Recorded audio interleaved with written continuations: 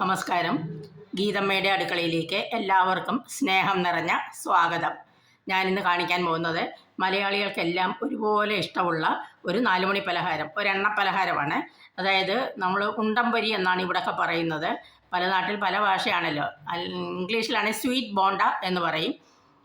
അപ്പോൾ അതിനുവേണ്ടി നമ്മൾ എടുത്തിരിക്കുന്നത് ഒരു 2-2.5 കപ്പ് ഗോതമ്പ് പൊടി ഞാൻ എടുത്തിട്ടുണ്ട്. പിന്നെ അതിൻ്റെ കൂടെ വേണ്ടിയത് ഒരു നേന്ത്രപ്പഴം, പിന്നെ ശർക്കര വേണം. ശർക്കര ഞാൻ പാനിയാക്കി വെച്ചിട്ടുണ്ട്, അത് ഫ്രിഡ്ജിൽ വെച്ചിരിക്കുകയാണ്, ആവശ്യത്തിന് എടുക്കാമല്ലോ. പിന്നെ നമുക്ക് വേണ്ടിയത് ഒരു ഒരു ഒരു ഒരു പൂള് തേങ്ങ ചെറുതായിട്ട് അരിഞ്ഞ് വറുത്തെടുത്തതാണിത്. പിന്നെ അതിന് ഒരു നുള്ളു സോഡാപ്പൊടി, അല്ലെങ്കിൽ അപ്പക്കാരം എന്നൊക്കെ പറയും. പിന്നെ ഒരു 2 ഏലക്കായുടെ തരി മാത്രം എടുത്ത് പൊടിച്ചെടുത്തതാണിത്. ഇത് ഇത്രയും സാധനങ്ങൾ നമ്മൾ ആദ്യം ഈ ഏത്തപ്പഴവും ഈ ശർക്കരയും ഏലക്കാപ്പൊടിയും കൂടെ നമുക്കൊന്ന് മിക്സിയിൽ അരച്ച് കൊണ്ടുവന്ന് ഇതിനകത്ത് യോജിപ്പിച്ച്, ഇതെല്ലാം കൂടെ യോജിപ്പിച്ചിട്ട് ഉരുട്ടി ഈ തിളയ്ക്കുന്ന എണ്ണയിലിട്ട് പൊരിച്ചെടുത്താൽ മാത്രം മതി. അത്രയേ ഉള്ളൂ. അപ്പോൾ അത് നമുക്ക് ഓരോന്നായിട്ട് ചെയ്യാം. ആദ്യം നമുക്കിത് മിക്സിയിൽ അരച്ചുകൊണ്ട് വരാം. പഴവും ശർക്കരയും ഏലക്കാപ്പൊടിയും കൂടെ അരച്ച് കൊണ്ടുവന്നിട്ടുണ്ട്. ഇതാണ്. അപ്പോൾ ഈ മാവിനകത്തോട്ട് ഞാൻ ആ തേങ്ങ വറുത്തതും ആ സോഡാപ്പൊടിയും പിന്നെ ഒരു നുള്ളു ഉപ്പും കൂടെ ഒഴിച്ച് വെച്ചിട്ടുണ്ട്. അപ്പോൾ നമുക്കിനി ഇതും കൂടെ ചേർത്ത് ഇതൊന്ന് കുഴച്ചെടുക്കാം. കുഴച്ച് ഒരുമാതിരി കട്ടിക്ക്, നല്ല തിക്കായിട്ടുള്ള ദോശമാവിൻ്റെ ബാറ്റർ ഉണ്ടല്ലോ, ആ കട്ടിക്ക് ഇത് കലക്കിയെടുക്കണം. അപ്പോൾ ഞാനിതൊന്ന് കലക്കിയിട്ട് വരാം. കലക്കുമ്പോൾ വെള്ളം പോരെങ്കിൽ ഒരു 1/4 ഗ്ലാസ് വെള്ളവും കൂടെ ചേർക്കാം. ഈ ഉണ്ടംപൊരിയുടെ മാവ് ഇവിടെ റെഡി ആയിട്ടുണ്ട്.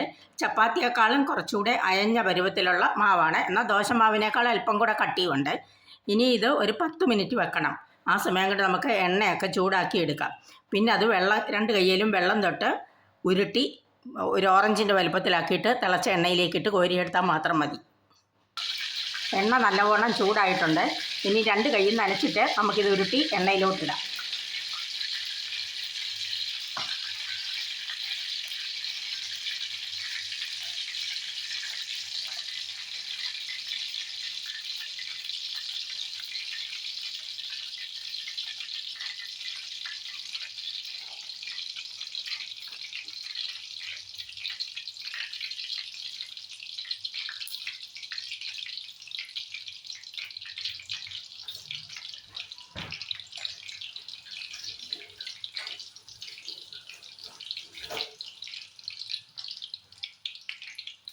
ഇനി അതൊന്ന് സെപ്പറേറ്റ് ചെയ്തിട്ട് അടുത്തതിടാം.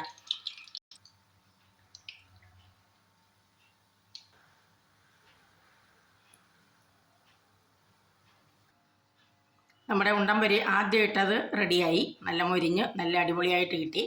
അടുത്ത ട്രിപ്പ് ഞാൻ സ്റ്റൗവിൽ എണ്ണയിൽ ഇട്ടിട്ടുണ്ട്, അത് മൂത്തുകൊണ്ടിരിക്കുക. അപ്പം ഇത് ശ്രദ്ധിച്ച് എല്ലാവരും പ്രോത്സാഹിപ്പിക്കണം. എൻ്റെ ഈ ചാനൽ നിങ്ങൾ സബ്സ്ക്രൈബ് ചെയ്യണം, ചെയ്യണം, ലൈക്ക് ചെയ്യണം, ഷെയർ ചെയ്യണം. അപ്പോൾ നിങ്ങളെല്ലാവരുടെയും പ്രോത്സാഹനം ഉണ്ടായിരിക്കണം. അപ്പോൾ എല്ലാവർക്കും നന്ദി. Thank you.